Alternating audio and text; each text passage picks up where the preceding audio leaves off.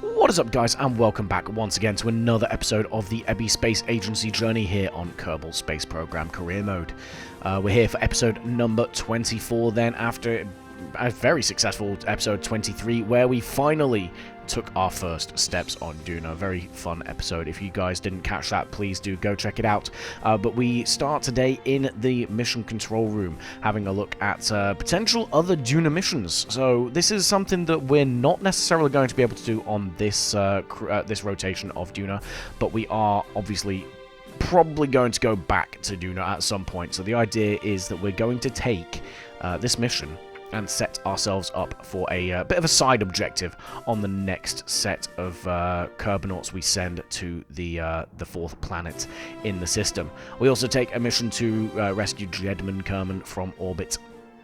And yeah, we from there cut across to the tracking station, and then to the Duna rover base that is currently sat at its campsite on the surface of Duna. So from here then, obviously, this is just a pit stop on the way to its real objective, which is the Midland Canyon. They still have about 135 kilometers to go. Reason why we're doing this, if you did miss last episode, is that we have a mission to collect some Duna sandstone, I think it is, or some just Duna stone. So the crew of the rover base set off in search of that. They still have a long way to go, but they are en route. We start going down the hill, and in the evening, and we get a little bit excited, and we end up rolling the rover. Thankfully, with the cargo bay that we've got, we have a way of self-righting, so it's not completely game over there, thankfully. And they continue on a bit more sedately this time. We do have to come to a stop then overnight, as the batteries on board only have enough electricity to last while stationary overnight. Before then, the sun rises and we can charge them up again using the solar panels on the roof, which means that these guys cannot drive through the night. We then continue on along our path, just trying to imagine just how long it's going to take, but thankfully, and by some sheer miracle, we come across something that looks a little bit different to the rest of the rocks surrounding it. And upon further investigation, we find some Duna stone, well, about 115 kilometers away from where we were expecting to find it, but thankfully that cuts about 115 kilometers each way off of our journey. So we immediately take the onboard repair kits, repair the rover arm that got broken in that roll there, pull the rover forward, and begin the scan. So yeah, I've got to admit, I was very, very happy when we came across this. So were the crew. You see there the smiles on everyone's faces, because yeah, it means that we save so much time driving across the surface of Duna. Bill then hops back in after repairing the robot arm, and Bob jumps out to take a closer look and break off a piece of the Duna stone to take home with them as a sample. He hops straight into the lab, takes a look at the pressure inside and outside to make sure that the airlock has done its job, and takes a seat ready to run through the analysis of the Duna stone.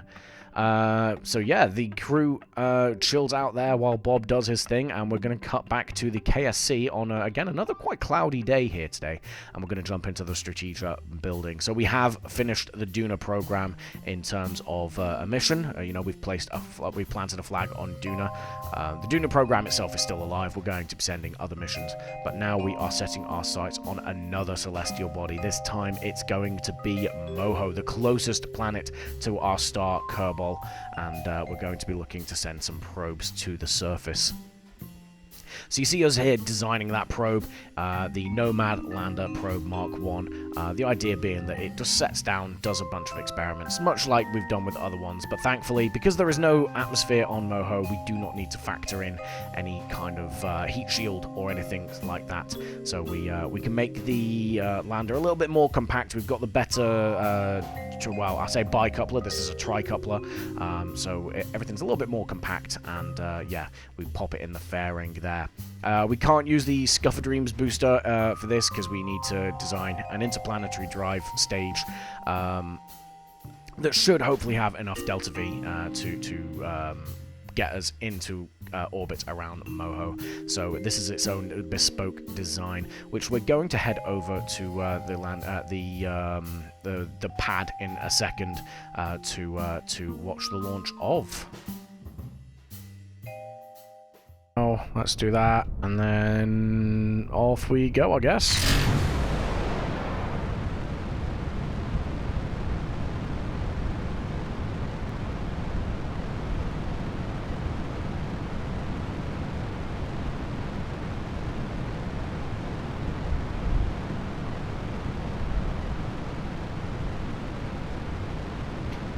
Okay, throttle back the main engines.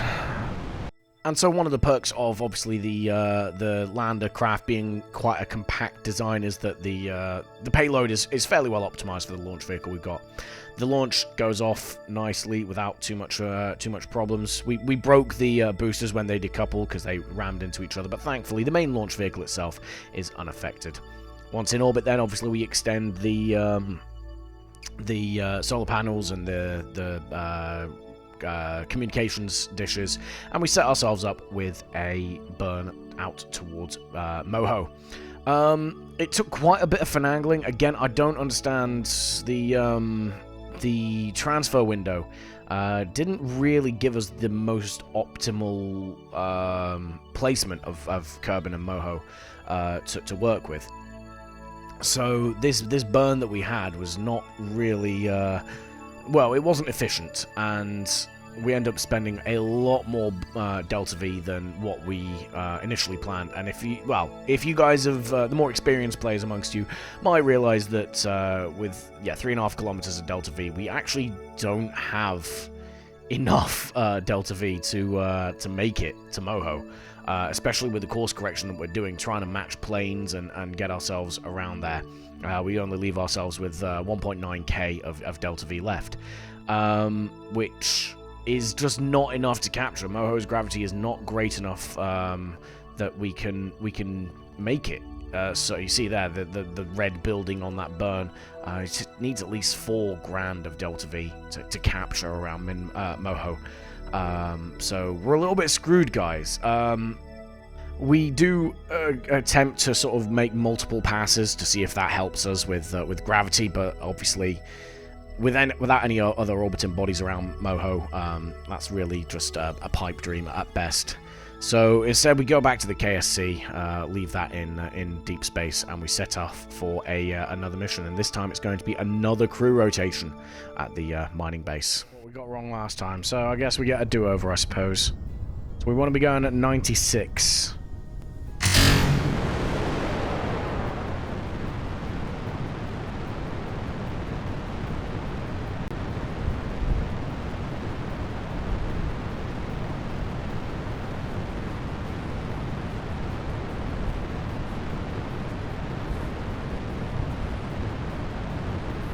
And yeah, we launch. It's a night launch, basically because the KSC was passing by the ascending node, I think it was, of Minmus. So as long as we launched on the right heading, it meant that we basically went straight to Minmus. We could just burn rather than circularizing and setting up a transfer burn and all that sort of stuff. We basically just we could set ourselves up on that heading and just burn prograde until we got to Minmus, making things a little bit cheaper. Yeah, we see the separation then of the Scuffer Dreams booster from the rest of the vehicle, and we start burning towards the Minty Moon. This booster didn't really survive. Once again, turns out you try and land craft on a hill, especially when it's top heavy like that booster, it just doesn't go well, and we end up losing the booster sadly. So another financial blow to the program.